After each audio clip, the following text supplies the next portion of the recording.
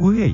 Part 7 na ito. Nasa description o comment section ibang parts, like and subscribe ka na rin po kung bago ka pa lamang sa ating channel at huwag kalimutang i-all ang notification bell nang lagi ka pong updated sa ating uploads. Salamat! Sa kanilang biyahe ay napatanong na nga itong si Faith kung talaga daw bang wrath ang taglay nitong si Mine at hindi gluttony, dahil mas masiba pa nga raw ito sa kanya. Kakabili pa nga lang raw nila ng supplies tas ngayon paubos na naman, kaya san daw ba napupunta kinakain ito at flat naman daw lahat. Tila nap-icon naman ang dalaga at inactivate ang kanyang palakol kaya ayon, pati karwahe ni Manong ay na-flat na rin. Walk out na nga si Ate Mu habang ito namang si Faith ay pinagbayad ng extra ni Manong bilang pang-ayos nga raw ng kanyang karwahe. Sinundan na nga ito ng ating bida papunta sa isang village. Ayon nga kay Faith ay malapit na raw sila sa Galia kaya pinagtaka ang isang mapayapang village sa lugar na ito, at naisip na maaaring may malakas na kung sino ang nagpoprotekta sa mumunting nayon na ito. Dito na nga niya nakita ang lalaki na ito na nagpakilalang village chief ng lugar na iyon, at naghahanap nga ang bida natin ng matutuluyan pansamantala. Dito na nga niya napagtanto na ito marahil ang nagpoprotekta sa lugar na ito, at walang duda since isa itong Holy Knight. Iminungkahi na nga ng matanda na makipag-espadahan muna ito sa kanya kung nais nitong magstay. Nagulat na nga lang si Faith nang wa-effect dito ang identify skill niya, at mas nagulat pa nga nang sabihin ni tanda na level 1 nga lang daw itong si Faith ngunit may taglay na lagpas 2 milyong stats. Ano laban ka ba o bawi? Paghamon na nga sa kanya ng village chief, abat syempre lumaban din itong bida natin ngunit binasek lamang ng matanda. Kaya ayon nasad siya at ibig sabihin raw nito wala silang matutuluyan. Welcome nga raw sila ika naman ng matanda at tila may rason daw ang kanilang pagkikita. Ngunit may kondisyon nga raw siya, at iyon ay ang training niya itong si Faith sa tanan ng pagstay nila sa lugar na yon. Pinagtaka naman ang ating bida at bakit daw ba siya nais train ng Holy Knight, ayon naman sa matanda ay di nga raw marunong ang binata na counter ang identify. Nakikita niya rin dito na bagamat malakas ito ay di makasabay ang katawan nito sa taglay nitong kapangyarihan. Tiyak ang yak nga raw niya ang mga halimaw ngunit magkakaproblema siya kapag tao ang kanyang kalaban. Tsaka wala naman mawawala sa'yo dagdag pa nga ng Holy Knight. May pagdududa pa ring nadarama itong si Faith at wala raw kapalitang alok nito. Ngunit bihira raw ang oportunidad na ganito mula sa isang Holy Knight, kaya kalaunan ay tinanggap na ang offer ni Lolo Mo, na nagpakilalang si Aaron Barbatos. Sakto lumutang na rin sa eksena itong si Mine at nakahanap na nga raw siya ng mapagkakampingan nila. Di na raw kailangan ika naman ni Faith at nakahanap na nga siya ng matutuluyan nila sa nayon na yon. Sumunod na araw ay agad na ngang sinimulan ni Manong Aaron ang pagsasanay niya para sa ating bida. Sinimulan na nga nila sa hand-to-hand combat at ito nga raw madalas ang nagiging problema ng mga warrior na biglaan ang lakas. Mula sa pagtapik ng balikat hanggang sa paano pumalo ng puwet ay tinuruan na nga siya ng Holy Knight. Masyado nga raw matigas ang galawan nitong si Faith kaya ipinayo nitong kalmahan lang nito ang bawat atake, nang mas malakas raw ang maibura niyang mga suntok at sipa, samantala ito naman gutom daw.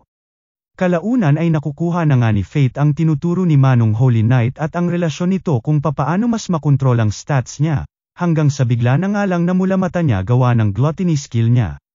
Nagulat naman si Aaron at ipinag-alala kung okay lang daw ba ang binata. Di naman nga ito masagot ni Faith kaya idinaan na lamang sa bilis gawa nga ng gluttony skill niya. Nakinamangha na nga ng Manong teacher niya. Matapos ang kanilang training ay tila may naramdaman nga raw itong si Faith na halimaw bandang direksyon ng kastilyo na lubos pinagtaka na nga nito. Sabay nagulat na nga ng mapamura itong si Aaron at inabutan na nga nilang ubos ang kanilang mga pagkain gawa ng sag-apa at masiba na si Mine. Huwag nga raw mag-alala itong si Faith at dediskarte na nga lang raw itong si Aaron ng pagkain sa mga kapitbahay. Hype ka talaga Mine, di ka na nahiyang o etong sayo pang ising-isi na nga ng ating bidang tila may ginawa sa mure ng masiba. Moment naman si Manong sa ilalim ng puting ilaw habang nakatingin sa malayo, sabay may hinugot na dagger sa kanyang dibdib tila may hugot. Habang itong si Faith naman ay may nakitang family picture nitong si Aaron kung saan ayon sa espada ay kamukha nga raw ni Faith ang nasa larawan na anak daw ata ng Holy Knight, at habang ito ring si Mine ay lubos ng gigigil at nagmukha ng mooning. Kinabukasan ay balik training na naman ang dalawa kung saan pinagtaka na nga ni Faith at binigyan lamang siya ng isang stick nitong si Aaron bilang kanyang sandata. Okay lang daw yun at eperi niya nga lang daw ang kanyang atake, na siyang nagawa naman nga ng ating bida. At doon na natapos training nila sabay dumating na sa eksena itong si Mine at may reward raw siya, kung saan gumanti na nga ang isip batang masiba.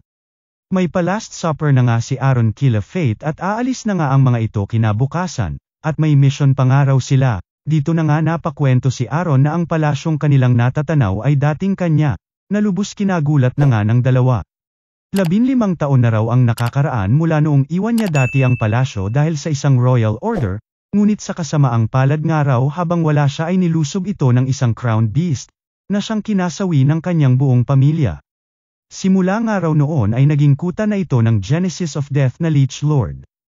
Sa gitna ng pagkikwento ng village chief ay nag-excuse me na nga itong binata, na sinundan naman ng matanda at kung balak daw ba nitong pumunta sa palasyo, dahil kung pupunta nga raw ito ay sasama siya, nang matapos na din daw ang sigalot ng kanyang nakaraan, habang itong si Mai naman ay magpapaiwan daw kapalit ng 50 gold coins na hype na yan.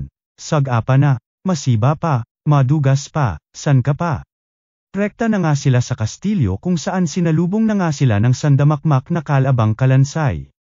Syempre basic lang ito sa dalawa hanggang sa makapunta na nga sila sa second floor na lubos kinagulat na nga nitong si Aaron, gawa ng sinalubong siya ng kanyang pamilya. Look anak ko, Diana lablab ko, buhay pala kayo di nyo man lang ako tinext or chat man lang mga hinamangkol kayo, ika na nga ng matanda sa dalawa. Pagod lang yan mahal ika naman ang asawa niya sa kanya.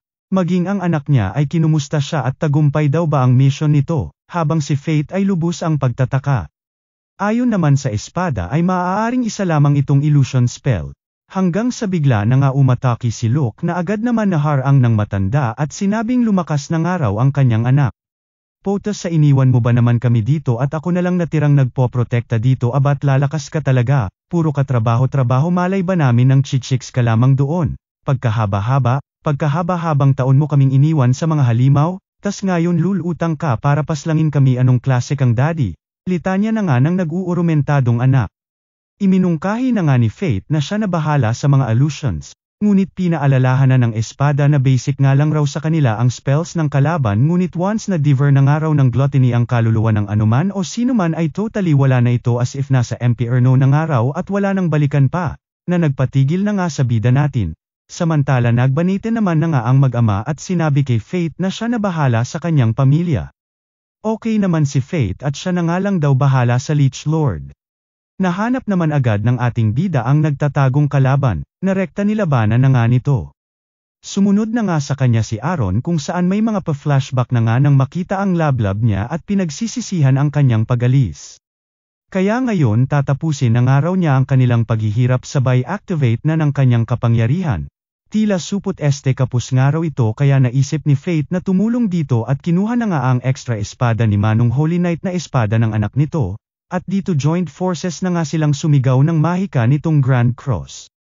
Abat siyang tunay nga ay malaking Grand Cross na ang sumalansang sa mukha ng kalaban na siya na nga nitong kinamite.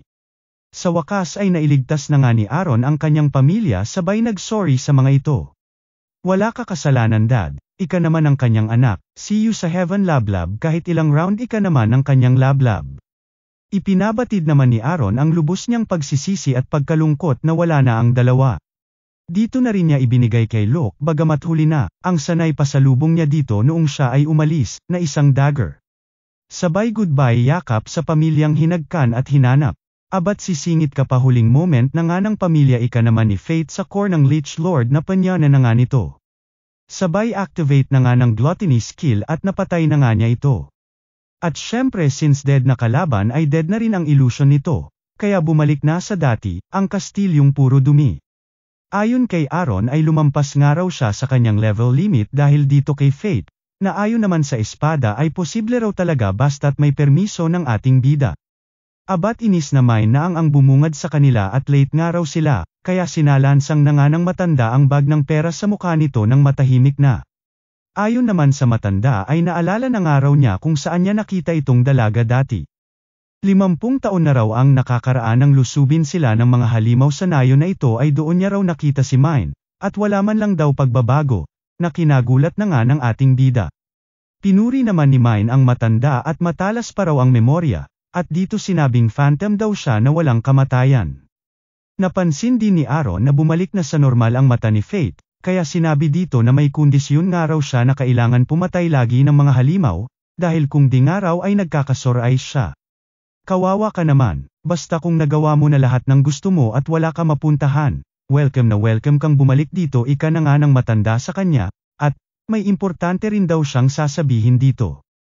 Samantala, isang philosopher's stone na nga ang iniuwi nitong si Ruffle habang di naman makapaniwala itong si Memel at mukhang di raw fake news ang pinagdadadada nitong kapatid niya tungkol sa immortality.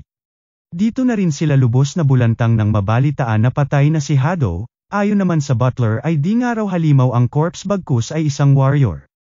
Nakinagro-gro-gro sa galit na nga nitong isip paslit. Syempre pagro-gro-gro na din po ng ating like at subscribe, salamat, mwah.